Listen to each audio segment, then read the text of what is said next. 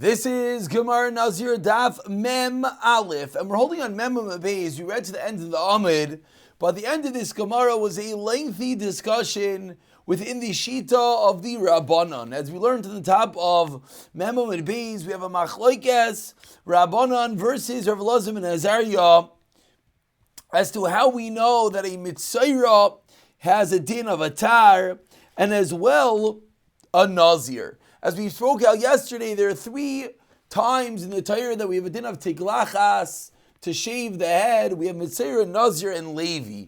And we ended off discussing this Machlokes Rabbanon and Rav Elazar ben Azariah. And the final detail that we're going to pick up within the Shita of the Rabbanon is that the Isser to shave is dafka with a tar, a razor. And by extension, the halacha that a Mitzayra has Mitzayra when the Mitzaras leaves and he does the purification process, has to shave his head, that as well has to be with a tar. So let's pick it up from 8 lines to the bottom of Amendment Beis, where the Gemara asks, Mimai, how do you know this second din?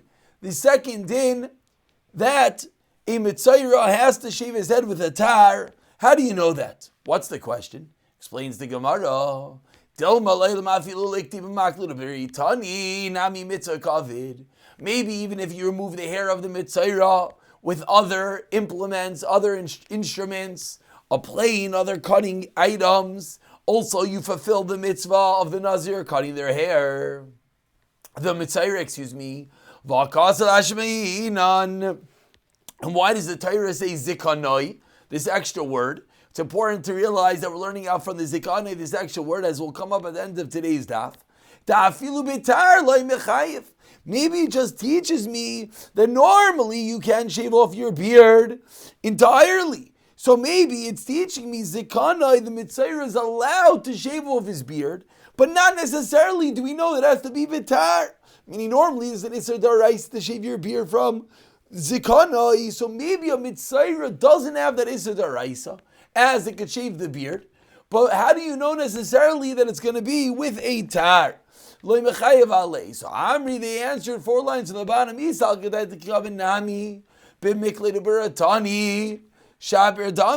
If your assumption was correct, that if the Mitzayra shaves off their head with any of these other instruments, it was okay. So then what? The Torah should have been quiet. It shouldn't have said Zikane at all.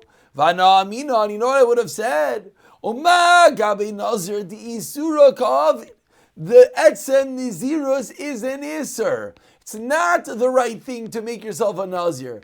And yet, what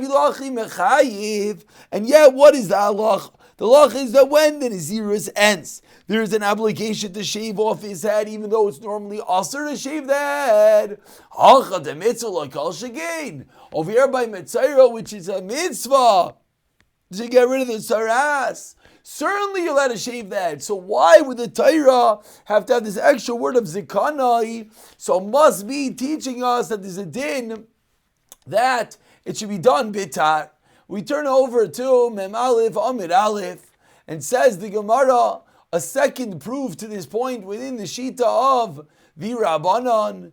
Visu, says the Gemara. And secondly, I know that a Mitzayra has to be with a tar. If you're going to tell me that it was a mitzvah to do with other instruments, how would I know that?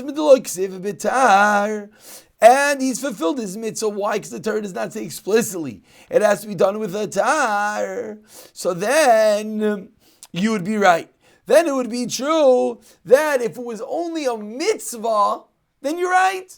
The Torah would never say to use a tar for an optional mitzvah. Why? Kirish Lakish, like we just saw. Damar, no, actually not like we just saw. Like Rish Lakish that says, anytime we have an asay and a lois asay, and of course the rule is asui asay, v'darchi lois asay. The positive commandment comes away, pushes away the negative commandment. But says Rish Lakish, but imati yoch lekayim eshnei mutav. Of course, if you would have a way of doing the asay and not violating the lois asay, of course that would be better. So if you were able to shave off the head without a tar, then of course it would be better. You're makayim the asay of the Mitzayra shaving their head, and you don't have to violate the lois asay of using a tar. So if that option was possible, of course that would be preferable. And in a scenario where you cannot fulfill both, then so says the Gemara, that's the second way that we know that it can't be that you're allowed to use a tar, but there is no obligation, because then there would not even be an allowance, as we would use the rule of Reish Lakish, that to fulfill both the asay and the lois asay. So says the Gemara, that's the sheet of the Rabbanan, as to the source that a mitzayra has to be shaved with a razor. And again, this goes back to what we spoke about yesterday, that these three dinim, mitzayra, Nazir, and Levi, have a din of tiglachas and has to be bitar. And now we know the source that a mitzayra has to be bitar. And that's the source for tar by a mitzayra. And now the question is, that's all according to the sheet of the Rabbanan. But what about according to Rav Eliezer? As we started yesterday, Amendment Beis, that Rav Eliezer said that there's malchus when you shave your beard with an with an instrument, other than a tar. So says the Gemara, so clearly Zukanai is not teaching me it has to be done with a razor. As Rav Eliezer holds, you even chayiv with a tar. So says the Gemara, 5 lines down, Rav Eliezer, according to Rav Eliezer, my taima, what's the reason? Yoliv me Roisha. He explains the Gemara, he's going to learn it out from the extra word of Roisha. Ditanya, we learned in a Braisa. Roisha matam aloymar. What is the reason that the Torah says by a mitzayra that it has to be Roisha to shave off his head? Once we know Zikanai, why does it have to say Roisha? Lefishan Emar, Gabi Nazir, it says by a Nazir, Tar Le'aver al Roisha. So Yachlav Nazir mitzayra kain. So according to Rav Eliezer, the pasuk is talking about a double whammy. When we have a Nazir who is a mitzayra. So you would think that maybe the din of Tar Le'aver al Roisha of a regular Nazir that you can't, you put a razor on the head, it should apply even when this Nazir becomes a mitzayra. Says the Torah, no.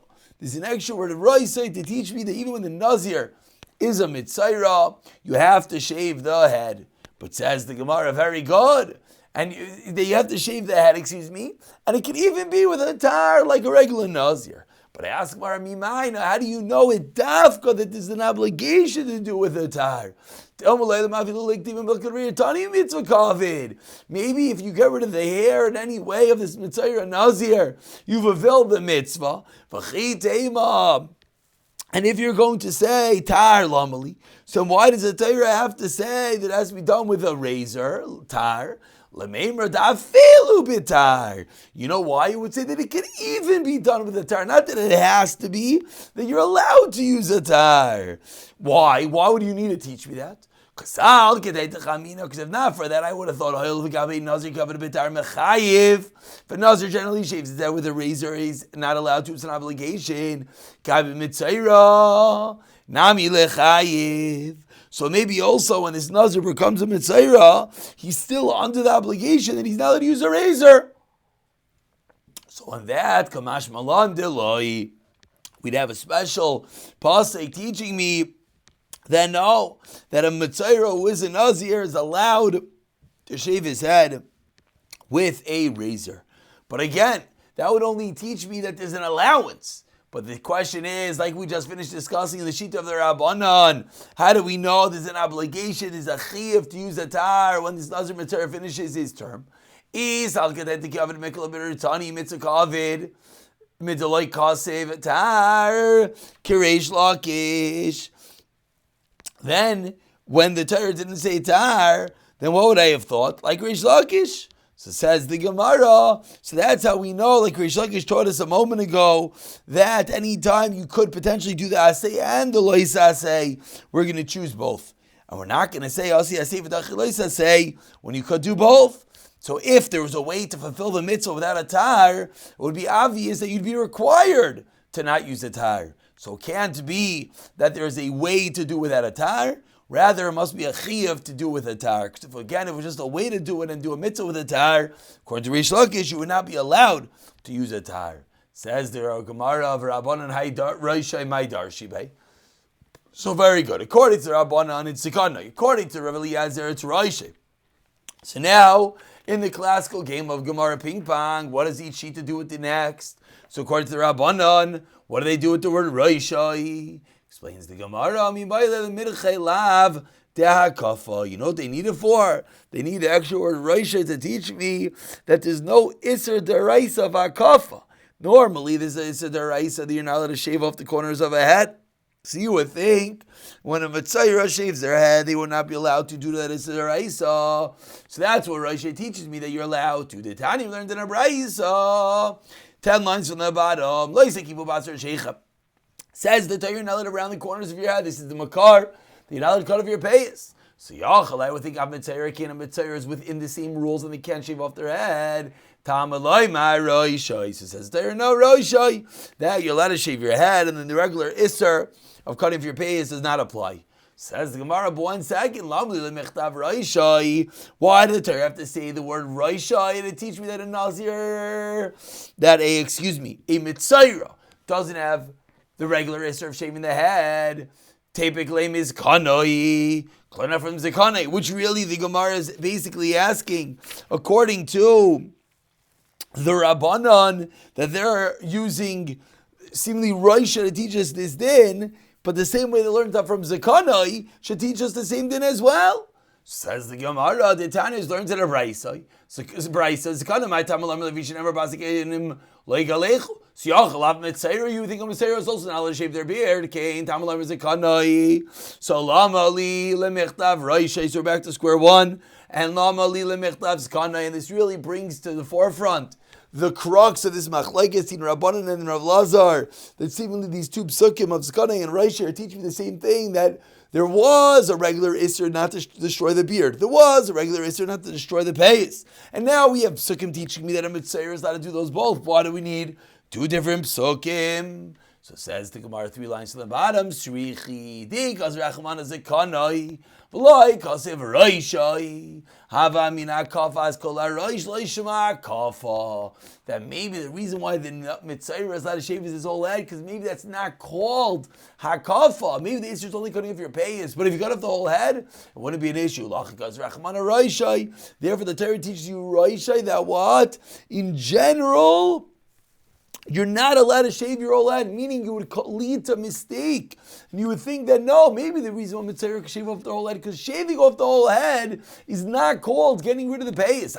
You're also getting rid of the payas. But maybe if you do it by a manner of shaving the whole head, the havamina would be that maybe that's not called removal of the payas. So Kamash Malan, that is a nichlal in the regular isser of removing the payas. And as we turn over to Memalef and Mebeis, because of Rosh, if you just said Rosh, because of Zakanai, have a meaning, what I have thought, Mashma Tarti, I would have thought it's teaching us two different things. Number one, that the essay in general, meaning you would think that this is a v'mikar, this is this avamina. For kol ha'tayra kula, that essay is deichalois essay. Number one. And number two, Mashma Daikov is called a Rosh Ma'akaf. And number two, it teaches me that rounding the whole head, getting rid of the payas, is called akafa. So says the Gemara, but if that were to be true, we're back to square one. So how would I know a Mitzayra has to shave his head with a tar? That's why we need the second pasuk according to the Rabbanon. So now the question is, according to Rav Elazar, where does Rav Eliezer, who says that Roishai comes to teach me they have to use a razor atar, where do they know in general? So again, let's appreciate the kasha of the Gemara has nothing to do with Nazir. But based on the way that Rav Elazar learns the pasuk of Mitzayra of Roishai and Zakana, he comes out, he has no mekar in kol ha'tarakula, says the Gemara, no, y'all have Megadilim, he learns it out from Tzitzis. Titana loisil bashanes. There's a regular Isser not to Rashanes. Turn over Tamar Beis. We don't have it in front of us. Hagedilim tasacham mehem. So what does the pasuk teach me? That you should make twisted corners. Gedilim teaches me that you're allowed to do tzitzis even if it's going to be shatnez. So according to Elazar, how could that be? Because Asi Aseh v'doches lois Aseh.